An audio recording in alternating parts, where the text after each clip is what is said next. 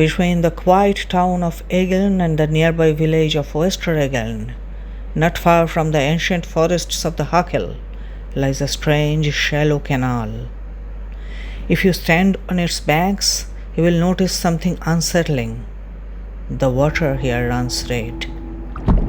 For centuries, the local people have called it by a chilling name, the stream of giant's blood. This crimson tide is not the result of minerals or nature. It is the literal, never-ending life force of a fallen titan.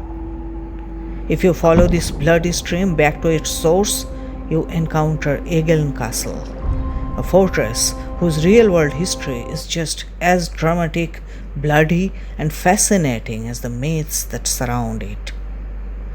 How did a prehistoric settlement become the summer residence of prince archbishops, the headquarters of ruthless Swedish invaders, and ultimately the birthplace of a giant's curse? Today, we are unlocking the secrets, the history, and the terrifying legends of Egeln. Let's begin where the water turns red. How did the giant's blood get here? Local lore actually gives us two terrifying versions of this story. The first speaks of a desperate hunt. Once, a massive giant was being ruthlessly chased by another of its kind. Running for his life, blind with panic, he took massive, impossible strides across the German landscape, even leaping cleanly over the massive river Elbe. But as he reached the narrow grounds of Egeln, catastrophe struck. Unable to lift his massive foot high enough to clear the summit of the old castle tower, he stumbled. He fought to regain his balance, hurtling forward for thousands of feet, before finally collapsing in a dreadful crash. His face slammed directly into a massive boulder in Westeregeln with such devastating force that his nasal bone was instantly crushed. From his shattered face, a torrent of blood erupted, carving a path through the earth, a stream that flows to this very day. But there is another, more eccentric version of the tale. This version says the giant actually lived peacefully in the area of Westeregeln. He loved playing among the mountains and amused himself by leaping over the village and its tiny, terrified human inhabitants like a game. But one day, his playful arrogance got the best of him. He misjudged a leap.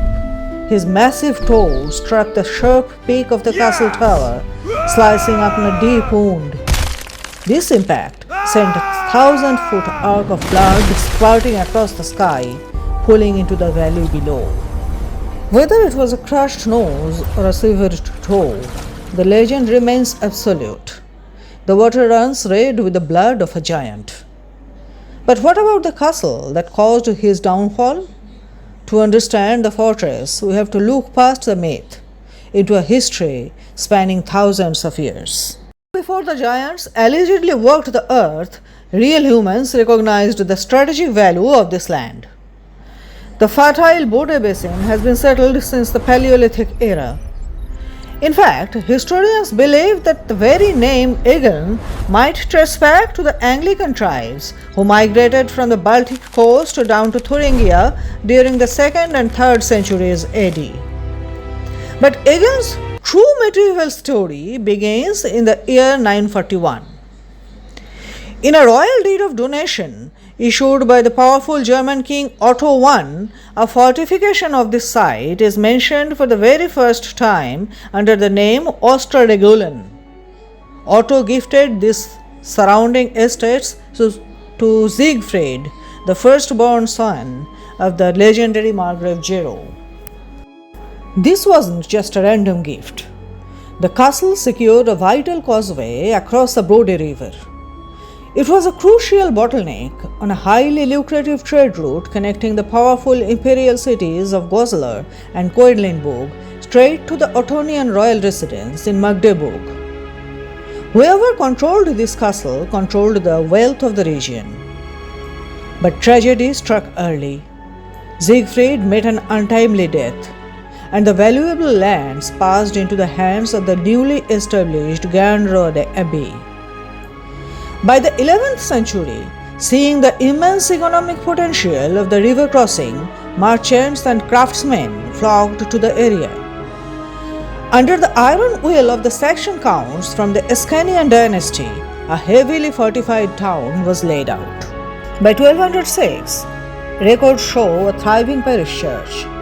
By 1250, the town was conquered by the lords of Hedmarsleben, who granted the citizens of Egeln their formal town privileges. A few years later, in 1259, Otto of Hedmarsleben established the Marienstuhl monastery, a Cistercian nunnery that would stand for centuries. When the Hedmarsleben dynasty finally died out in 1416, Egeln was seized by the powerful prince archbishops of Magdeburg. Recognizing the beauty and strategic safety of the site, they heavily rebuilt the medieval castle, transforming it into a luxurious summer residence. But the peace wouldn't last. The 17th century brought the apocalyptic devastation of the 30 Years' War. Egeln Castle was seized by foreign invaders and temporarily became the brutal military headquarters for Swedish troops under the command of the fierce Field Marshal Johan Banner.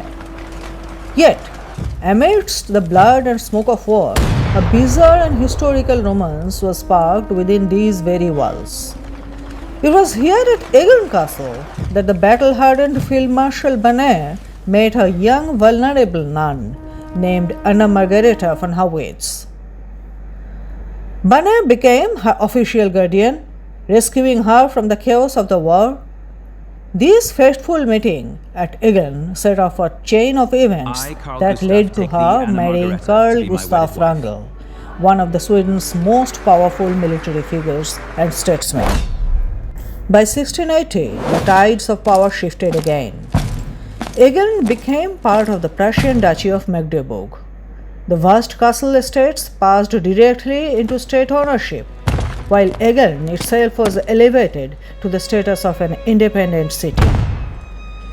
Then came Napoleon. In 1809, under the strict orders of Napoleon's brother, King Jerome Bonaparte, the historic Marienstuhl nunnery was permanently dissolved. Following the collapse of the French Empire and the end of the Napoleonic Wars, Egeln was firmly incorporated into the Prussian province of Saxony by 1816. The 20th century brought even more radical change. After the smoke of World War II cleared, Germany was divided. Egeln found itself behind the Iron Curtain in East Germany. The grand historic manor was stripped off its aristocratic ties and transformed into a Volkseigenes Gut, a people-owned property used for state-run agriculture. For decades, the castle weathered the wear and tear of the Cold War, but history has a way of surviving. Following the monumental fall of the Berlin Wall and German reunification, a massive, passionate effort was launched. The entire castle complex has been extensively and beautifully restored to its former glory. Today, visitors can walk the cobblestone courtyards of Egeln Castle, trace the steps of the Prussian kings, Swedish generals, and medieval monks. But if you venture just outside the town towards Westeregeln, you will still find that quiet, shallow canal. You might just remember the fallen titan whose ancient blunder created the timeless stream of giant's blood. Don't forget to like, subscribe, and hit the notification bell for more hidden stories and ancient legends. In our next video, we'll share a folktale about a city's beloved dog. Until then, keep exploring.